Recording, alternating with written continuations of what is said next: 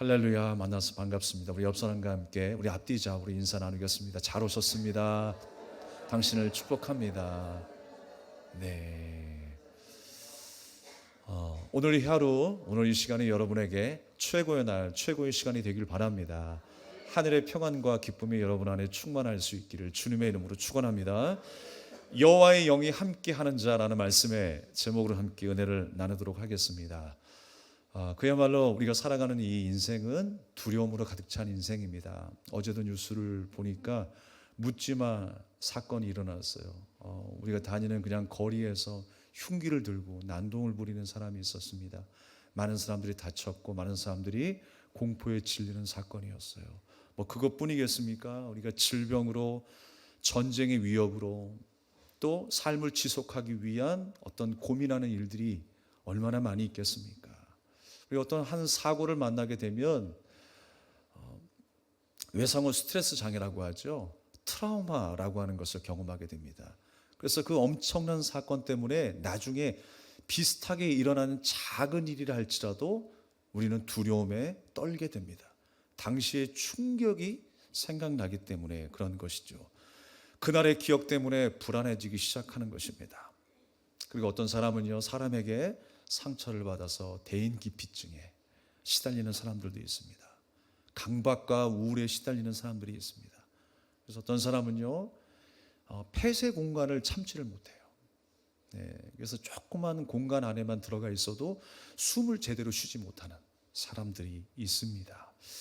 과연 여러분 특정한 사람만 그런 고통을 당할까요? 그렇지 않아요. 누구에게나 그런 위험은 노출되어 있습니다.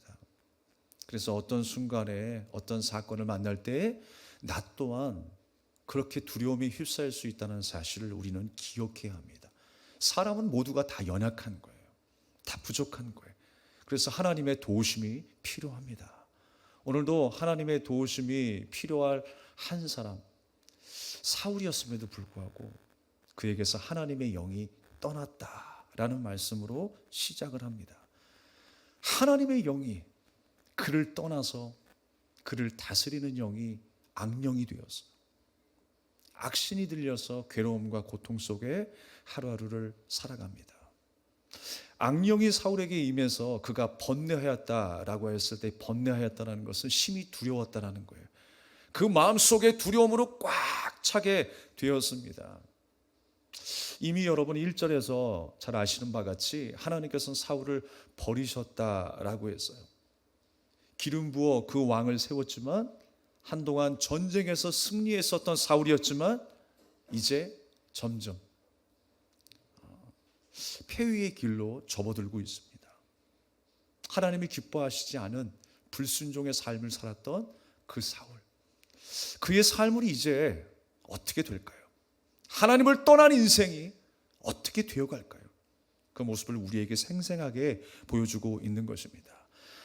사실 전쟁에서 사울이 승리할 수 있었던 그 동기가 무엇입니까? 사람의 힘이 아니었어요. 사람의 전략과 전술이 아니었습니다. 하나님의 함께 하심이었어요. 여호와의 영이 사울을 지키셨기 때문에 사울은 전쟁에서 승리할 수 있었습니다. 그러나 우리가 사울의 인생을 바라볼 때에 겉은 화려하고 승승장구했을지 모르겠지만 하나님의 통치를 대변해야 될 그 사울 왕이었지만 속으로는 점점 골마가고 있었다는 사실이에요. 그의 영이 죽어가고 있었다는 사실이에요. 그래서 어떻게 된 거예요? 기름 부음 이전의 상태로 돌아가는 거예요. 하나님의 영이 함께 했을 때의 그 모습과는 달리 하나님의 영이 떠났을 때의 그 모습으로 돌아가고 있는 것입니다. 그러니까 하나님이 함께 하시지 아니하면 인간은 이렇게 나약할 수밖에 없는 존재라는 것을 계속 우리에게 보여주고 있어요. 우리가 한 가지 좀 이해가 안 되는 대목이 있습니다. 성령께서 나를 택하셔서 내 안에 내재하셨는데 그 성령이 떠나간다라는 게 말이 될까? 여러분 이해가 되십니까?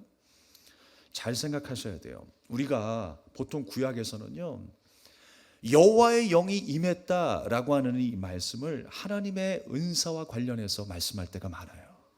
하나님께서 어떤 특정한 일들을 계획하시고 그 일들을 수행함에 있어서 허락하시는 많은 일들을 말하는 거예요. 잘 들어보시기 바랍니다. 그래서 성경에 보게 되면 브살렐이라고 하는 사람이 등장하는데요. 이 사람은 어떤 일을 했냐면 장막을 짓는 일을 했습니다. 그리고 장막에서 사용하는 도구들을 디자인하고 만들었던 사람이 브살렐이었어요.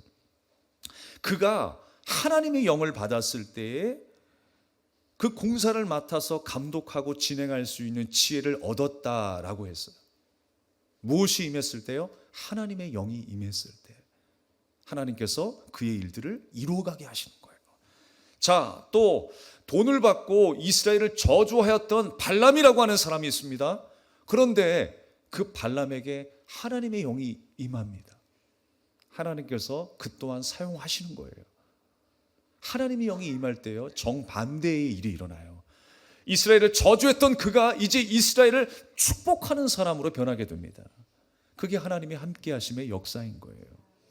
여호수아도 이제 이스라엘의 제2의 영도자가 되어서 그들을 가나안으로 인도하기에 부족함이 없는 담대한 하나님의 일꾼이 됩니다. 언제요? 여호와의 영이 임했을 때. 그래서 우리는 하나님의 임재를 간절히 사모하는 자들이 되어야 돼요. 오늘 이 예배도 하나님의 임재를 사모하는 예배가 되길 바랍니다. 주님이 이곳에 임하여 주시옵소서. 우리 일상에도 하나님 나의 삶을 간섭하시고 어디에 있든지 무엇을 하든지 그곳에 임재하여 주시옵소서. 하나님의 임재 가운데 큰 변화와 역사가 일어날 줄로 믿습니다. 그래서 여러분, 특별한 일을 수행하기 위해서 하나님께서 그러한 능력을 허락하셨다라고 하는 거예요. 사울 왕의 초기 집권 때를 생각해 보십시오. 암몬과의 싸움이 있었습니다. 어느 날 암몬 족속이 길르앗 야베스라고 하는 그 동네에 찾아옵니다. 그래서 길르앗 야베스 사람들이요, 곤경에 처하게 돼요. 그들이 암몬 족속에게 조공을 바치기까지 항복을 선언하려고 했지만 암몬 족속의 왕이 뭐라고 한 줄 아세요? 소용없어. 내가 너희들의 눈을 다 빼기 전에는 너희들을 받아들일 수 없어 라고 이야기를 합니다. 이 말을 누가 들었냐면 사울 왕이 들은 거예요. 그때 여러분 여호와의 영이 임하셨다 그랬어요. 여호와의 영이 임하셨을 때 암몬 족속을 멸절하는 대승리를 얻게 됩니다. 여호와의 영이 임하셨을 때 그것이 가능한 일이었어요. 하나님이 함께 하셨을 때 승리가 있음을 우리에게 지금 보게 하시는 거예요. 그러므로 여러분, 이 모든 일, 모든 역사 누구의 손에 있는 거예요? 하나님의 손에 있는 거예요. 지금 하나님께서 주권적으로 하나님의 구원의 역사를 이끌어가고 계신다라고 하는 것을 우리에게 보여주고 있는 것입니다. 사울이 하나님을 찾고 버리는 권한이 있는 것이 아닙니다. 하나님께서 그조차도 사용하시는 거예요. 하나님의 뜻을 이루기 위해서 사울을 사용하셨다는 거예요. 그것이 바로 여호와의 영이 임했을 때예요. 그런데 여호와의 영이 떠났을 때 그는 아무것도 할 수 없는 존재가 되는 것입니다. 사울이 믿음이 좋아서 승리했던 것이 아니었어요. 성령이 감동이 된 것도 그의 믿음이 좋아서 된 것이 아니었습니다. 모든 것은 하나님의 주권적인 역사였다라는 거예요. 전적인 하나님의 은혜였음을 기억하시기 바랍니다. 이스라엘 백성들이 우상을 섬기며 하나님을 떠났을 때에 하나님은 어떠한 결정을 내리십니까? 어떤 결정을 내리세요? 이방인들을 사용하시죠. 이방인들을 채찍으로 사용하셔서 이스라엘을 채찍하십니다.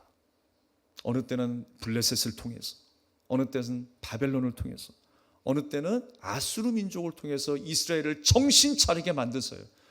하나님의 거룩한 백성으로 삼으시기 위해서, 하나님만 의지하는 백성으로 삼으시기 위해서 그들을 채찍질하세요. 여러분, 그러한 역사가 어떻게 일어나요? 하나님의 감동이 있었기 때문에 나타나는 거예요. 사울을 사용함도 바로 그런 것입니다.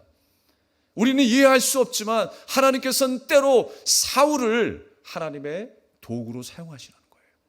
주님의 거룩한 그 목적과 계획을 이루시기 위해서. 잘 들어보시기 바랍니다.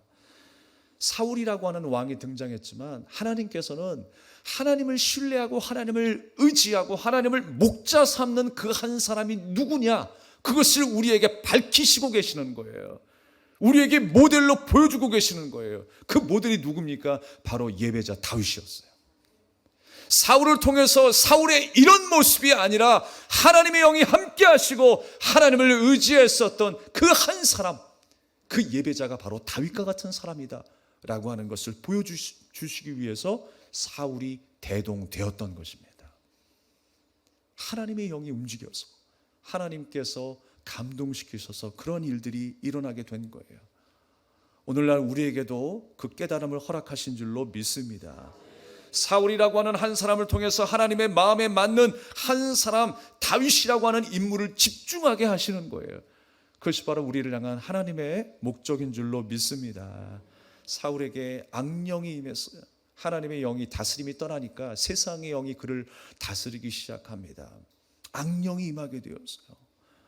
본문은 뭐라고 말씀하고 있냐면 하나님께서 부리시는 악령이라고 이야기를 해요.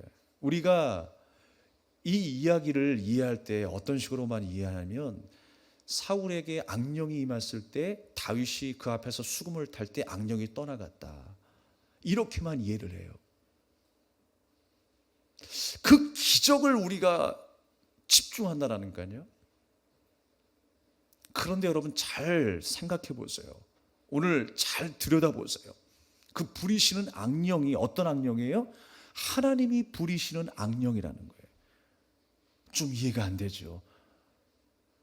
하나님께서 부리시는 악령이라는 거예요. 하나님의 계획이 있었기 때문에 악령조차도 하나님이 사용하시는 거예요. 우리 주변의 수많은 사건과 일들을 통해서 하나님은 우리를 거룩하게 만드십니다. 깨닫게 하실 거예요. 돌이키게 하실 거예요. 사랑하시기 때문에. 이스라엘을 채찍질하기 위해서 수많은 이방 민족과 수많은 죄를 통해서 하나님이 역사하셨던 것처럼 그렇게 하나님이 인도하신다라고 하는 것입니다. 그 악령으로 인해서 두려워하면서 사울은 힘들게 하루하루를 연명하고 있었습니다. 얼마나 두려운 상황이 될까요? 번뇌했다고 그랬어요. 두려움으로 꽉 차 있는 거예요. 이 악령으로 인해 두려워하면서 그 악령을 부리시는 분이 누군가는 지금 모르고 있어요. 그 부리시는 그 악령을 부리신 분이 누구시라고요? 하나님이시라고. 그러면 우리의 두려움의 대상은 누구인 거예요? 악령이 아니라 하나님이란 거예요. 성경은 그것을 명확하게 하고 있어요. 우리가 세상을 두려워하지만 우리가 두려워해야 될 대상, 경외의 대상은 하나님이십니다. 그것을 분명히 하고 넘어가자고요. 세상을 두려워하면 말이 안 되는 거예요. 악령을 두려워하면 말이 안 되는 거예요. 우리가 걱정하고 염려하는 것 때문에 두려워하면 그것은 말이 안 되는 거예요. 그때 여러분 사울의 신하들이 제안을 합니다. 하나님이 부리시는 그 악령이 올 때 수금을 잘 타는 사람이 그 앞에서 연주를 하게 되면 나올 수 있어요. 그렇게 이야기를 하니까 사울이 그러면 한번 그 수금을 타는 사람을 데려와 봐라 라고 이야기를 했어요. 그래서 사울 앞에 누가 나타납니까? 다윗이 나타나는 거예요. 그런데 사울의 신하조차도 그 악령을 뭐라고 이야기를 해요? 하나님이 부리시는 악령이라고 해요. 그런데 하나님이 부리시는 악령이다라고 이야기를 하면서 수금을 잘 타는 한 사람이 와서 연주하면 낫게 될 것입니다 라고 이야기를 해요. 그러니까 신하들의 마음속에는요, 어떤 음악적인 치료만 생각하는 거예요. 음악적인 치료가 있으면 나을 줄로 믿습니다 라고 생각하고 있는 거예요. 하나님이 부리시는 악령이면 하나님 앞에 기도해야죠. 하나님 앞에 기도할 생각은 없고 다른 인위적인 방법만 생각하고 있는 거예요. 사람은요, 기이한 현상을 바라보게 되면 마음을 빼앗겨 버립니다. 희한한 일들이 생기고 또 점쟁이가 뭐 좀 맞추고 들추어내고 마치 신적인 일들을 나타내면, 맞추기만 하면 마치 그를 신적인 존재로 생각하는 경향이 있어요. 그에게 어떤 능력이 있는 것처럼 생각합니다. 그러나 세상을 주관하는 것은 하나님이세요.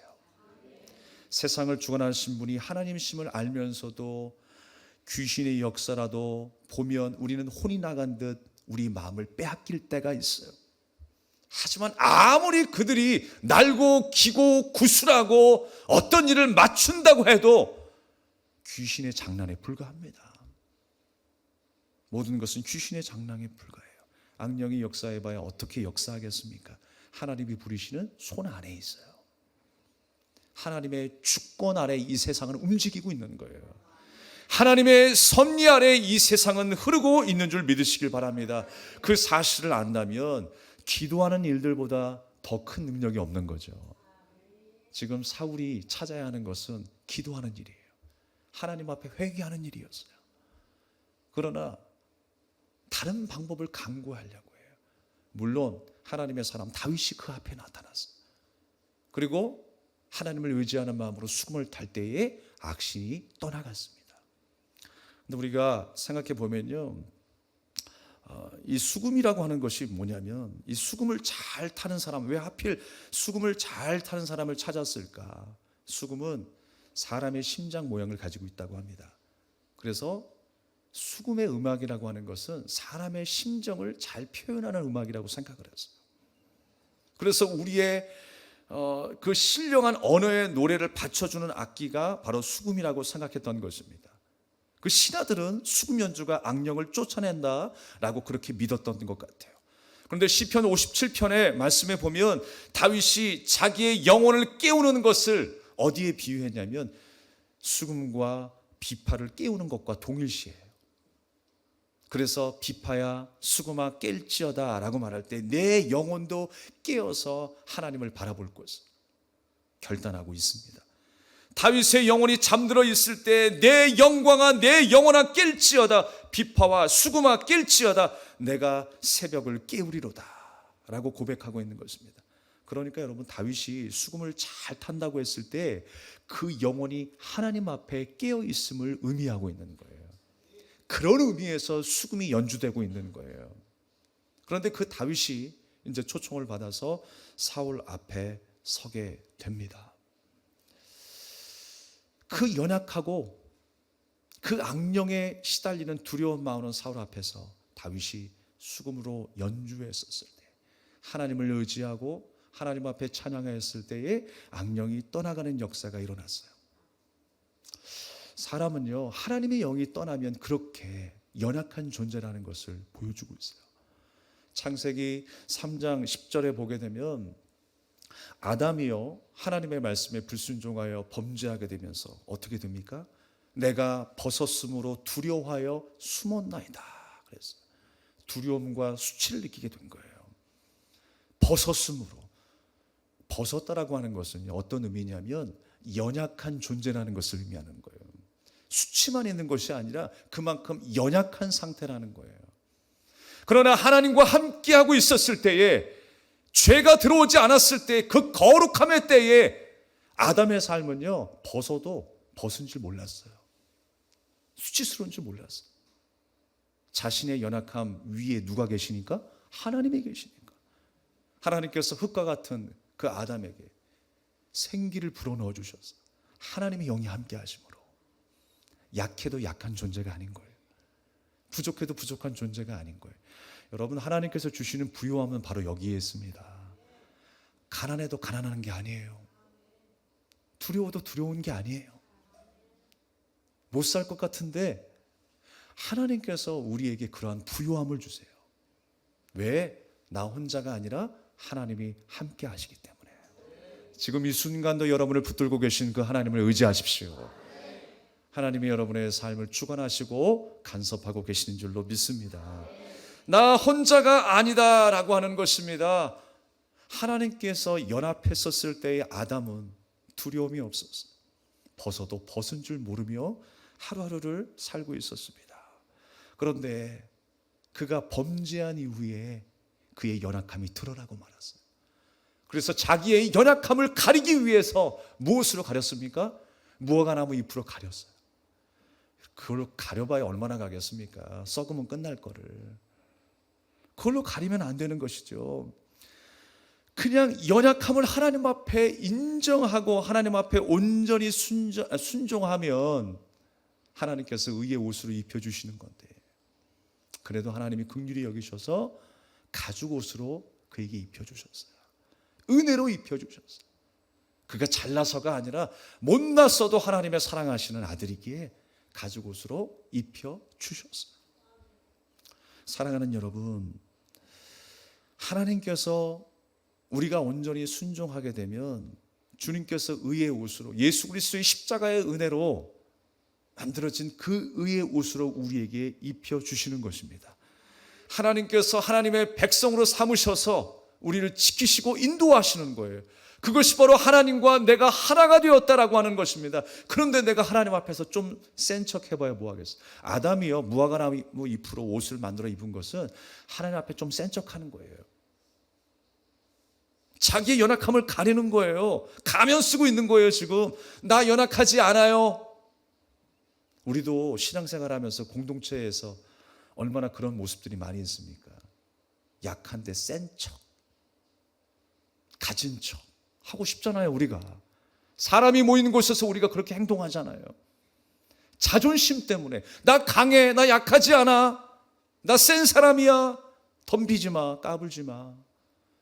그것이 우리의 모습 아니었나요? 아담은 하나님 앞에서도 센 척하고 있어요. 그래서 자신의 그 벌거벗은 몸, 연약함, 그 수치심, 그것을 하나님 앞에서 가리기 시작했던 거예요. 우리가 하나님 앞에 거룩해진다는 것은 다른 게 아닙니다. 자기의 연약함을 인정하는 것이 거룩함이에요. 하나님이 나의 구원자이시요, 하나님만이 나의 힘이요 능력이라고 하는 것을 고백하는 것이 거룩함이라는 거예요. 여러분, 날마다 거룩한 백성으로 사시기를 바랍니다. 우리 연약함을 좀 인정하면 어때요? 우리가 지체들 안에서도 나의 연약함을 좀 인정하면 어때요? 뭐 목사가 신입니까? 목사는 화장실도 안 갑니까? 감기도 안 걸립니까? 실수 안 합니까? 그렇지 않아요. 오히려 그렇게 생각하는 게 더 잘못된 신앙이에요. 목사는 왕이 아니고 신이 아니고, 우리 장로님들, 우리 권사님들도 마찬가지. 어떤 직분을 가지고 있다 할지라도 우리는 다 연약합니다. 그러나 하나님이 함께 하시면 하나님이 기뻐하실 일들을 감당할 수가 있어요. 주님이 복 주시려고 계획했던 모든 일들이 우리를 통하여 이루어지게 되는 줄로 믿습니다. 그게 하나님의 역사예요. 나는 안 되니까 하나님이 함께 하시겠다라는 거예요. 그런데 사울에게서 여호와의 영이 떠났다라고 했습니다. 아무것도 할 수 없는 연약한 존재가 된 거예요. 자존심을 세운다는 것은요, 주님 앞에서 나의 연약함을 인정하기 싫은 거예요. 주님의 도움 없이도 나 혼자 잘 살 수 있습니다 라는 거예요. 그게 뭡니까? 죄예요. 죄. 사람을 죽이는 것만 죄가 아니에요. 남의 물건을 훔치는 것만 죄가 아니에요. 죄의 본질적인 것은 바로 하나님을 의지하지 않고 떠나 있다라는 거예요. 내 뜻대로 산다라는 거예요. 사울의 상태가 딱 이런 상태 아니겠습니까? 하나님께서 그를 떠나 악령이 다스리는 두려움 속에 살게 되었어요. 우리가 병원에 가게 되면 의사 앞에서요, 담대해지죠. 왜? 의사를 절대적으로 의지하기 때문에. 의사가 내미는 청진기 앞에 자신 있게 내 상처를 보여줍니다. 내 몸을 맡기는 것이 바로 의사 앞의 환자의 모습 아니겠습니까? 정신과 의사에게는 내가 어렸을 때부터 지금까지 치부라고 생각했었던 자존심 상할 만한 모든 이야기들을 다 털어놓죠. 그런데 왜 하나님 앞에서는 안 털어놓으세요? 절대적인 분이 하나님이 아니라 정신과 의사입니까? 점쟁이입니까? 정형외과 의사 앞에서는요, 수치스러운 부분까지 몸의 상처를 다 드러내요. 화상을 입었든지 종기가 났든지 혹이 났든지 다 의사 앞에서 드러내잖아요. 근데 왜 하나님 앞에서는 우리의 마음을 드러내지 못할까요? 왜 믿음의 지체라고 하는 우리 형제 자매 안에서는 왜 꼭꼭 숨기면서 수치라고 생각하고 나의 연약함을 드러내기를 두려워하십니까? 우리가 두려워해야 될 대상은 그런 것들이 아닙니다. 우리의 두려움의 대상은 하나님이세요. 하나님을 경외하게 될 때에 그 모든 것들은 사실 수치가 수치로 여겨지지 않는 거예요. 망신이 망신으로 여겨지지 않는 거예요. 오히려 그 약함이 나를 강하게 세우는 증거가 될 줄로 믿습니다. 그래서 우리는요, 하나님 앞에서 이제 모든 것들을 다 내려놓고 보여드릴 수 있는, 나의 연약함을 인정할 수 있는 신앙생활이 되어야 합니다. 나의 절대적인 의지의 대상, 하나님, 그 하나님 앞에 여러분을 맡기시길 바랍니다. 그래서 여러분, 하나님 앞에서 깨어 있었던 다윗이 사울 왕 앞에서 수금을 탔을 때의 악령이 떠나갔다고 했어요. 신하들을 통해서 무엇을 알게 하십니까? 오늘 말씀에 기록된 바 여호와께서 함께 하시는 사람이다 라고 기록이 되어 있어요. 다윗은 어떤 사람이라고요? 여호와께서 함께 하시는 사람. 생각해 보십시오. 지금 신하들의 생각은 뭐냐면 수금 타는 사람만 있으면 악령이 떠난다라는 공식을 생각했어요. 그런데 여러분, 항상 수금이 연주된다고 해가지고 악령이 떠나가는 게 아니에요. 문제가 해결되는 게 아니었어요. 18장 10절의 말씀에 보면요, 수금을 타는 상황에서 똑같이 그 사울 앞에서 다윗이 수금을 타는데요, 악령이 떠나가지 않는 사건이 일어나요. 왜 그런 일이 일어났을까요? 오히려 어떤 사건이 일어난 줄 아십니까? 그 악신으로 인해서 사울이 다윗을 창으로 죽이려고 하는 일이 벌어져요. 항상 역사가 일어나는 게 아니에요. 여러분, 수금 자체에 능력이 있는 게 아닙니다. 지금 다윗은 어떤 마음으로 섰을까요? 하나님을 경외하는 마음으로 섰지, 이 수금이 능력이 있어서, 이 기타가 능력이 있어서 이 능력으로 악녀가 물러가라 라고 하는 게 아니었다라는 거예요. 이 수금이 능력이 아니었다라는 거예요. 오로지 능력은 누구에게 있다? 하나님에게 있다. 다윗은 그것을 믿었어요. 성경이 하나님의 말씀이지만 이 종이책 자체가 능력입니까? 머리에 갑자기 두통이 오니까 내가 성경을 베고자 하면 머리가 상쾌해지겠다. 갑자기 내 앞에 드라큘라 같은 악령이 나타나니까 십자가 목걸이를 갑자기 딱 끊어가지고 야 물러가라 라고 하면 악령이 물러갑니까? 우리는 그런 미신적인 믿음을 버려야 돼요. 지금요, 다윗은 수금으로 그 악령 앞에 대적하는 게 아니에요. 지금 그 위에 계신 전능하신 하나님을 바라보고 있는 거예요. 하나님을 더 두려워하고 있는 거예요. 지금 다윗은 악령을 두려워하는 게 아니에요. 여러분, 우리는요 연약한 존재이기 때문에 세상을 두려워할 수밖에 없다고 그랬어요. 그러나 하나님의 영이 함께 하시면 우리는 하나님을 두려워하는 인생을 살아가요. 다윗처럼 그렇게 하나님을 예배하고 하나님을 두려워하는 인생으로 사시는 저와 여러분 되기를 주님의 이름으로 축복합니다. 다윗은 지금 사울 앞에 선 게 아니에요. 그 악령 앞에 선 게 아니에요. 하나님의 임재 앞에 서고 있는 거예요. 오늘 우리가 드리는 이 예배도 사람 앞에 드리는 예배가 아니잖아요. 하나님의 임재 앞에 선 예배예요. 여러분의 중심을 드려야 하는 것입니다. 여러분의 삶은 하나님 앞에 맡게 하는 것입니다. 다윗의 수금 연주가 어느 때는 성공할 때 있고 어느 때는 실패할 수도 있어요. 그것이 바로 성공의 관건이 아니라고 하는 것입니다. 기적의 관건이 아니라고 하는 것입니다. 기적의 관건은 바로 하나님의 능력이었어요. 사울이 오라고 해서 또 가라고 해서 언제든지 부르면 와서 해결할 수 있는 사울의 권위와 명령에 쥐락펴락하시는 하나님의 능력이 아니라고 하는 것입니다. 하나님은 주권적으로 다윗을 통해서 역사하고 계시는 거예요. 하나님은 하나님을 두려워하며 그의 말씀에 순종하는 한 사람을 통해 역사를 이루어 가십니다. 놀라운 치유와 회복의 은혜를 이루어 가십니다. 사랑하는 여러분, 말씀을 정리하겠습니다. 하나님의 영이 함께 하시면 우리는 승리할 수 있습니다.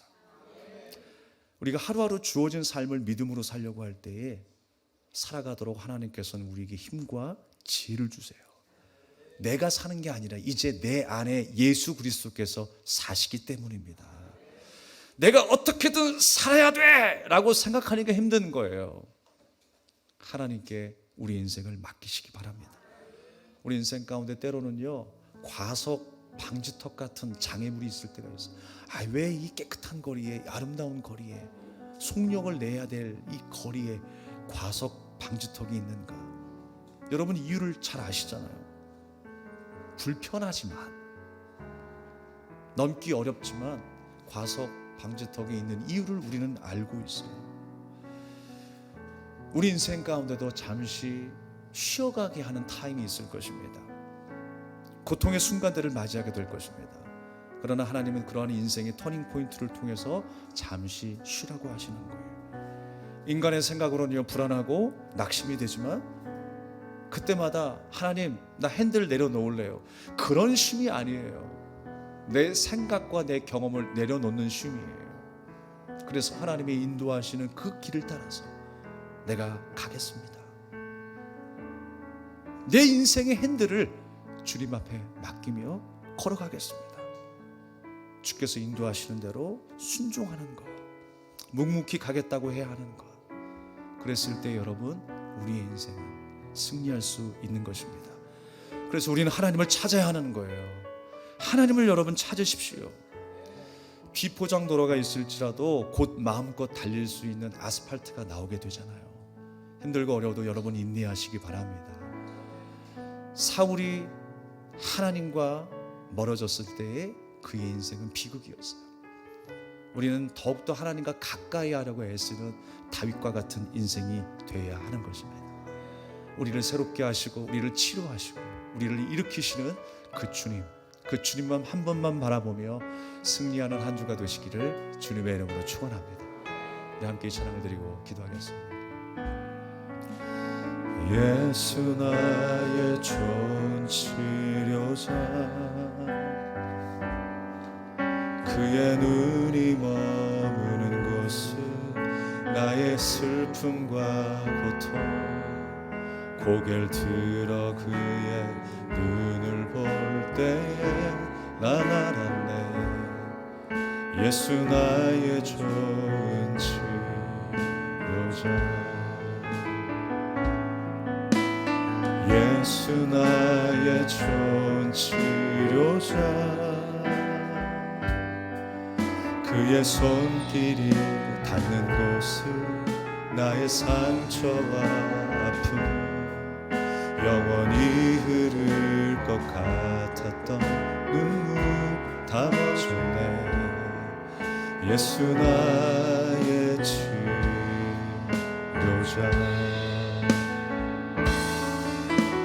나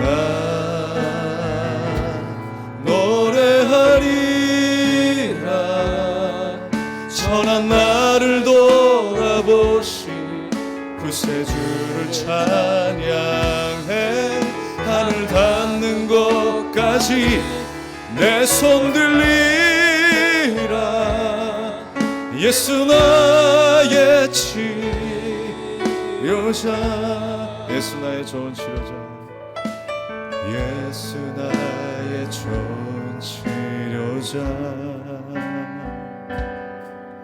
그의 눈이 머무는 곳은 나의 슬픔과 고통, 고개를 들어 그의 눈을 볼 때에 난 알았네. 예수 나의 좋은 치료자, 예수 나의 좋은 치료자, 예수 나의 좋은 치료자, 그의 손길이 닿는 곳은 나의 상처와 아픔, 영원히 흐를 것 같았던 눈물 다 멎었네. 예수 나의 치료자, 나 노래하리라. 나 노래하리라. 천한 나를 돌아보신 구세주를 찬양해. 하늘 닿는 곳까지 내 손 들리라. 예수 나의 치료자, 나 노래하리라. 나 노래하리라. 천한 나를 돌아보신 구세주를 찬양해. 하늘 닿는 곳까지 내 손 들리라. 예수 나의 치. 우리 두 손 높이 들고 믿음으로 결단하며 찬양합시다. 나 노래하리라. 나 노래하리라. 천한 나를 돌아보신 구세주를 찬양해. 하늘 닿는 곳까지 내 손 들리라. 예수 나. 우리 다시 한번 더 전심으로 나 노래하리라. 할렐루야. 나 노래하리라. 천한 나를 돌아보신 구세주를 찬양해. 하늘 닿는 곳까지 내 손 들리라. 예수 나의 치료자. 우리 합심하여 기도하기를 원합니다. 주님은 나의 치료자가 되십니다. 주님이 나와 함께 하셔야 하는 거예요. 나는 연약한 존재입니다. 한 치 앞도 알 수 없는 것이 우리의 모습일 것입니다. 그러나 주님은 나의 길이요 나의 등불이 되신다고 하셨어요. 우리의 문제를 해결하신 하나님, 우리의 치료자가 되신 그 하나님을 찾으십시오.